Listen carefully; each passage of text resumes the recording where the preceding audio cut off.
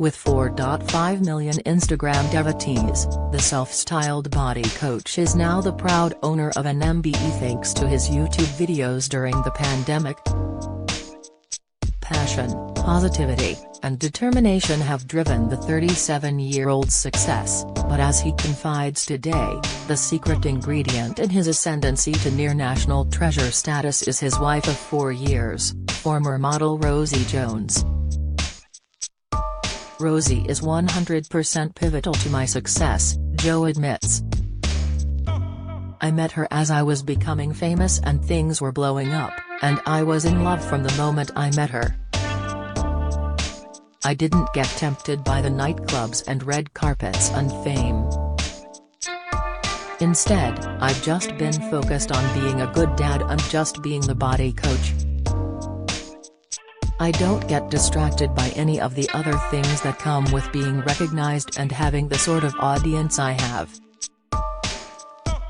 Raised on an Epsom Council estate with older brother Nicky, now CEO of his company, and their younger brother George, Joe's early years were worlds apart from the no-expense spared upbringing he's able to provide for his own children, Indy, 4, Marley, 3, and 4-month-old Lenny.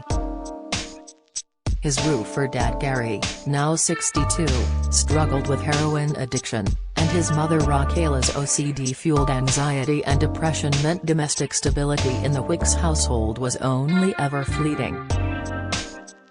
It's clear today that those early experiences shaped Joe's attitude towards relationships. My mom and dad were never married, and I didn't believe in marriage, says Joe, whose latest venture is 3 days of pop-up fitness events this weekend in central London, designed to combat the tendency people have to abandon their New Year resolutions to get fit in mid-January.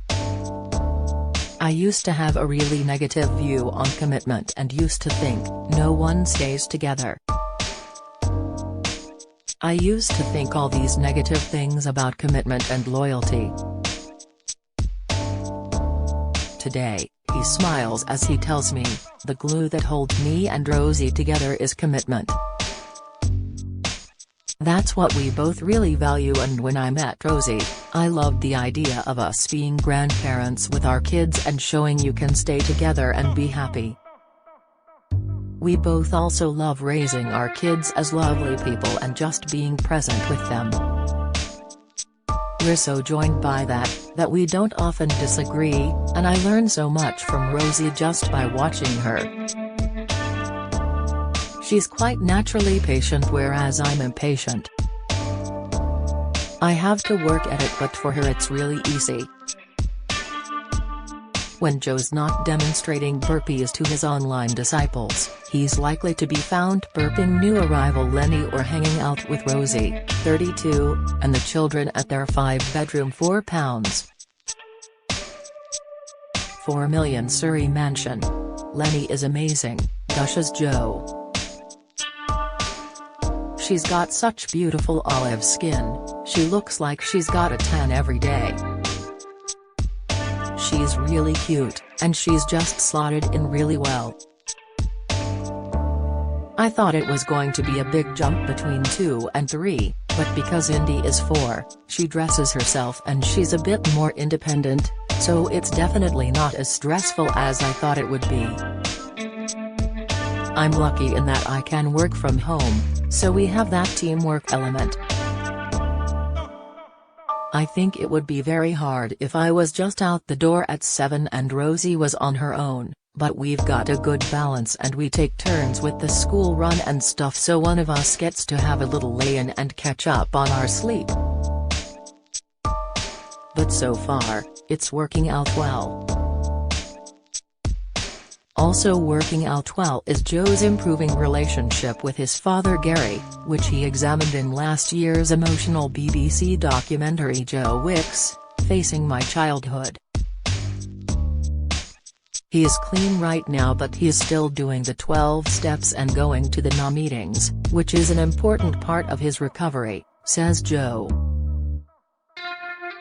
I've just learned to pull him in a bit more, to get him to come round for a bit of dinner, or I'll say, let's go out on the motorbikes for a few hours. So rather than let him isolate, I'll say to him, you need to be doing all the things that work for you, so let's go for a walk or let's go for dinner.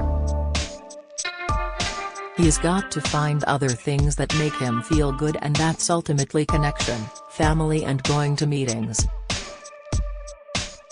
With his genetic history, Joe has clearly spent time pondering the nature of addiction, and he's careful to keep tabs on his own obsessive nature. There's definitely a lot of addiction in my family. My dad, my grandfather, and even his father, I think, was a drinker, but if there's any addiction in my life, it's definitely with exercise and with work and the journey and the legacy I'm trying to build. But do I worry about having that addictive gene, and would a really difficult life experience derail me to the point where I turn to booze or drugs? I certainly don't have that temptation. I've got a good relationship with alcohol. I can go out and have a really great night, have a drink. And that's it. It's once every few weeks, once a month, and I'm okay with that, whereas some people get in a rut, and it goes on for weeks or months. I know exercise makes me feel good, and I know alcohol makes me feel terrible and down the next day, so for me, the negative side effects of drugs and alcohol would be so overwhelming, so I just don't think I'd ever turn to that. Obsessive working, on the other hand, is tougher to rein in. People might say I'm a workaholic, he laughs. But I love it and don't think of it as a negative thing, but you do have to try not to let it affect your real relationships. I have a virtual world where I can speak to people all day, every day for hours and hours on this phone. But I also have to have a real-life experience with my wife and kids and my family and friends, and if you can have that balance, I think you can actually have both. Connection is clearly central to Joe's ethos, and his success has allowed him to cultivate several high-profile friendships with stars he used to admire from a distance. The people I have connected with are the people who I've always loved and watched from afar, people like Russell Brand, Jamie Oliver, Gordon Ramsay, and Louis Theroux. With Jamie, it's weird.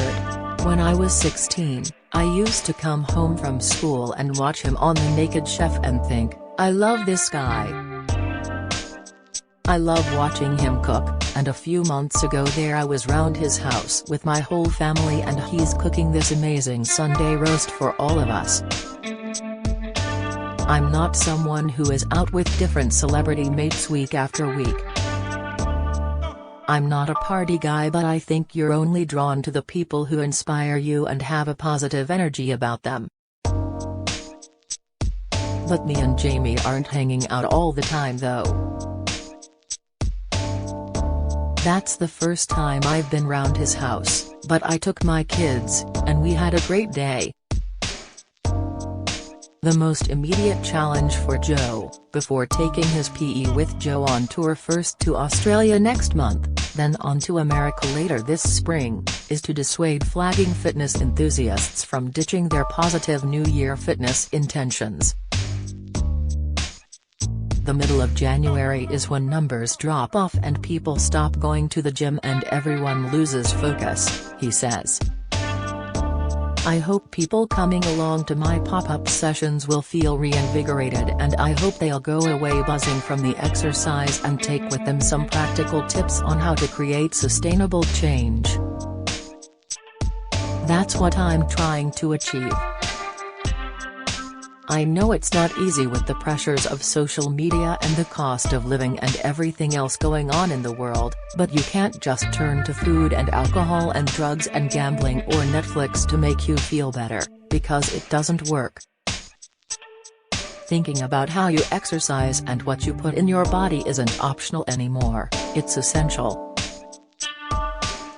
The Body Coach Studios will be open from the 20 to 22 January, with tickets priced at £12. Tickets on sale now at thebodycoach.com/studios/.